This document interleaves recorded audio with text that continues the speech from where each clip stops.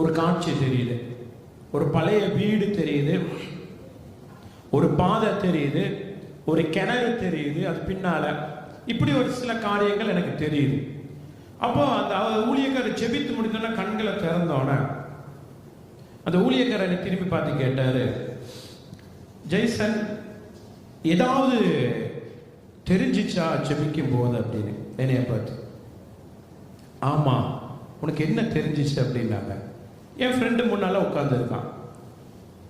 ஒரு வீடு இந்த மாதிரி ஸ்ட்ரக்சர்ல தெரியுது, ஒரு வழி இப்படி தெரியுது, பின்னால போனா இப்படி ஒரு கிணறு இருக்குன்னு சொன்னோட எனக்கு ஆப்போசிட்ல உட்காந்துருக்க என் ஃப்ரெண்டு அவன் அப்படியே ஸ்டன் ஆகி, இது எங்க ஊர்ல உள்ள தாத்தாவோட வீடு, அந்த ஊரே உனக்கு எங்க இருக்குன்னு தெரியாது, நீ எப்படி இதை சொல்ற அப்படின்னு கேட்டான்.